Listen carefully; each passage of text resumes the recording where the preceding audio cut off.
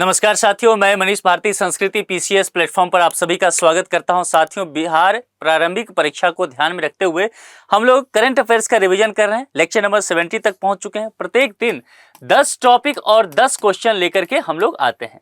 अब यहाँ पर देखिए एक चीज जो हम लोग प्रत्येक दिन करते हैं कि एक प्रश्न मैं आपको दिया करता हूं। आज का प्रश्न है, राजनीति की प्रारंभिक पुस्तक नीति सार किसके द्वारा लिखी गई थी। 4 यहां पर विकल्प दिया गया है। फिर से बता दूं, बीपीएससी ने ये पूछ रखा है ऑलरेडी, तो आपको सही से यहां पर ध्यान रख करके इसका जवाब देना है।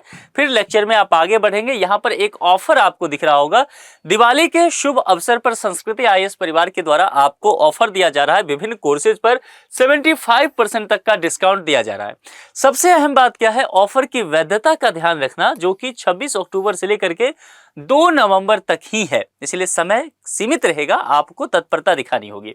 देखिए यहां पर थोड़ा सा विशेषता बता दूं, यूपीएससी का जो फाउंडेशन कोर्स है, फाउंडेशन कोर्स बोले तो प्रीलिम्स और मेंस दोनों ही इसमें शामिल होता है। इसमें देखिए 50% तक का ऑफ दिया जा रहा है। दूसरी बात, सीसेट आपको ये फ्री दिया जाएगा इसमें। अब अगर कुल फी की बात करें तो 1,20,000 था, लेकिन 50% डिस्काउंट के बाद केवल और केवल 60,000 60,000 रुपये में उपलब्ध हो जाएगा। इसके अलावा यूपीपीएससी फाउंडेशन कोर्स की बात करें तो यहां पर 70% तक का ऑफ दिया जा रहा है, और ये पूरे प्रीलिम्स और मेंस आपको पढ़ाया जाएगा। इसमें फी जो 1 लाख था, 70% का डिस्काउंट दिया गया, तो केवल और केवल 30,000 में आपके लिए उपलब्ध हो जाएगा। ठीक है, यहां पर यूपीएससी के अन्य कोर्सेज हैं जिस पर यह ऑफर वैलिड रहेगा। पीसीएस के अन्य कोर्सेज भी यहां पर है। देखिए बीपीएससी का फाउंडेशन कोर्स भी इसमें शामिल है, मतलब प्रीलिम्स और मेंस बीपीएससी का पूरी तरीके से करा दिया जाएगा। इस विषय में अधिक जानकारी के लिए कॉन्टैक्ट नंबर दिया गया है 9555124124, या फिर sanskritIAS.com पर विजिट करके विस्तृत जानकारी लीजिए। चीजों को सबसे पहले अच्छे से समझ लीजिए, जान लीजिए, फिर आप नामांकन अपने मनचाहे कोर्स में कर सकते हैं। ठीक है, आगे बढ़ जाए।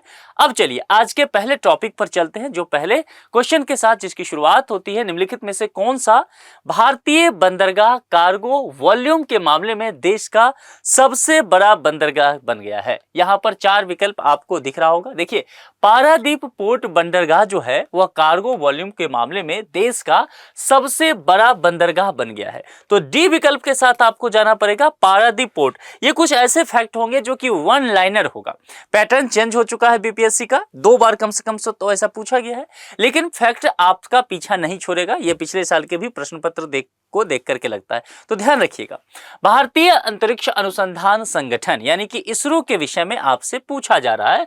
दूसरा स्पेस पोर्ट कहां स्थापित किया गया है, लोकेशन के विषय में आपसे पूछा गया है। 4 विकल्प यहां पर आपको दिख रहा होगा। देखिए इसरो का दूसरा स्पेस पोर्ट जो है तमिलनाडु राज्य में पड़ता है, और तमिलनाडु राज्य आपका यहां विकल्प ए में दिया है, तो यह सही जवाब है।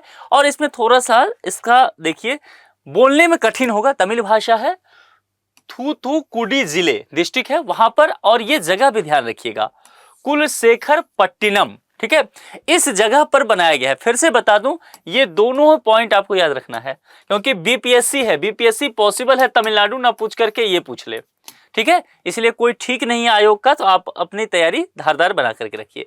तीसरे पर आते हैं, हाल ही में चंद्र किशोर जायसवाल को इफ्को साहित्य पुरस्कार दिया जाने की घोषणा की है। वह बिहार के किस जिले में रहने वाले हैं, निवासी हैं। देखिए साहित्य पुरस्कार की चर्चा किया गया है इफ्को की तरफ से, तो एक बार ध्यान रखिएगा कि एक अवार्ड वाले सेक्शन में तो आ ही गया, और चर्चित व्यक्ति वाले सेगमेंट में भी आएगा, इसीलिए यह प्रश्न जो है ज्यादा महत्वपूर्ण होगा।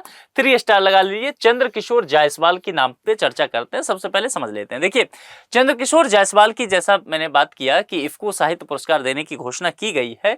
यह व्यक्ति जो है बिहार का, जो उत्तरी बिहार का हिस्सा देखेंगे, जो उत्तरी मैदान आपको गंगा के उत्तर में दिखेगा, तो वहां एक जिला पड़ता है सीमांचल या मिथिलांचल वाले उस हिस्से में कहिए मधेपुरा, तो मधेपुरा के ये निवासी हैं। विकल्प में आपको बी में ये चीजें दिख रहा होगा।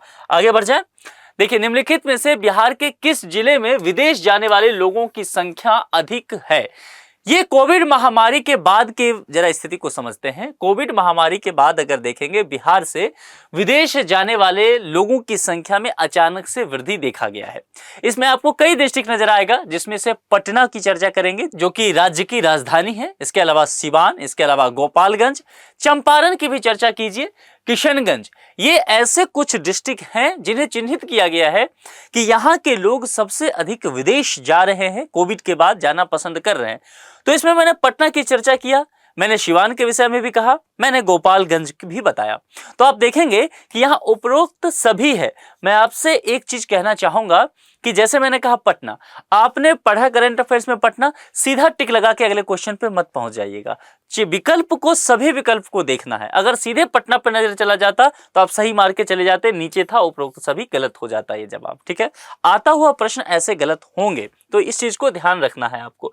चलिए आगे बढ़ते हैं। हाल ही में 15वीं बिहार बटालियन ने अपना कौन सा स्थापना दिवस जो है वह सेलिब्रेट किया है। देखिए दानापुर में स्थित है ये बिहार रेजिमेंट में 15वीं बिहार बटालियन का 45वां जो स्थापना दिवस है वह सेलिब्रेट किया गया है। तो 5वें का ए सही जवाब हो गया। 15वीं बिहार बटालियन की स्थापना जो है वह 1 सितंबर 1980 को दानापुर कैंट में लेफ्टिनेंट कर्नल दयानंद मलिक के नेतृत्व में की गई थी। नाम ध्यान दीजिए, lieutenant colonel Dayanand Malik, note कर लीजिए, ये नाम इंपॉर्टेंट है, चर्चित व्यक्ति में आ जाएगा, तो ये नहीं चूकना है।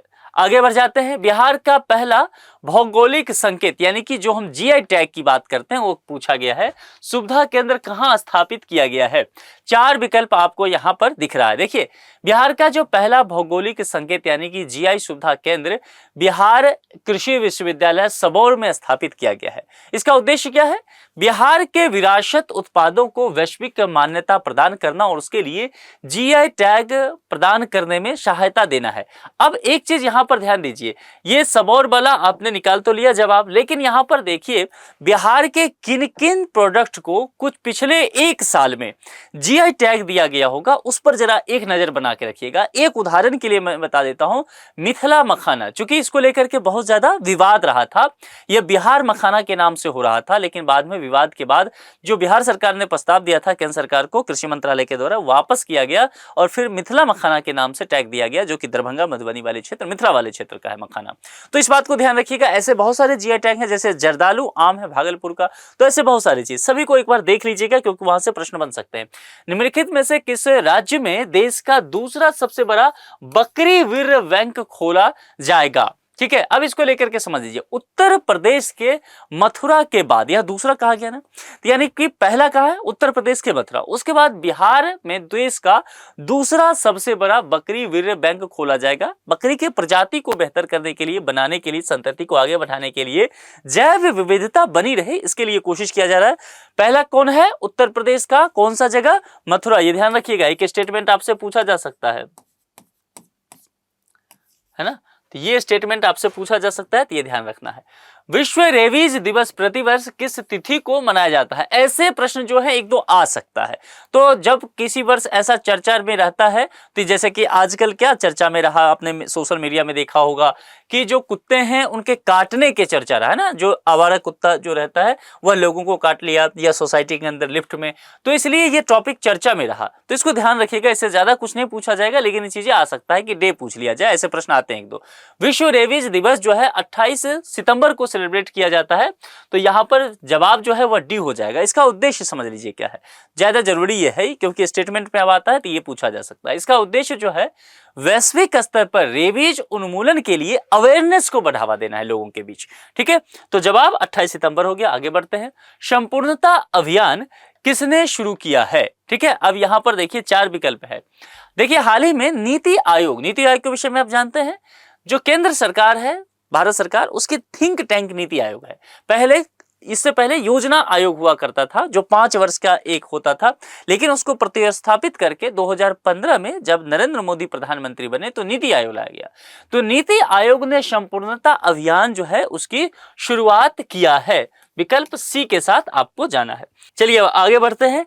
इंडिया बाय द क्रिक का आयोजन कहां किया गया? ठीक है, सिर्फ आपसे लोकेशन पूछा गया है, तो इसका लोकेशन जो हो गया वह दुबई में किया गया है। कई बार ऐसे प्रश्न जो है अचानक से पूछ लिया जाएगा लोकेशन वगैरह से, तो 1-2 टॉपिक ऐसा हो सकता है, तो छोड़ना नहीं है, उसको भी देख ही लेना है साथ में।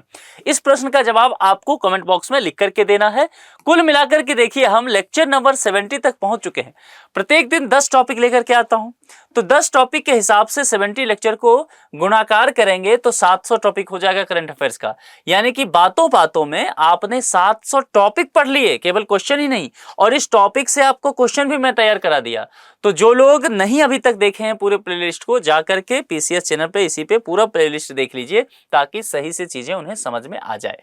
बहुत शुभकामनाओं के साथ तैयारी जारी रखिए। कल मुलाकात होगी फिर शाम के 6 बजे। Thank you so much.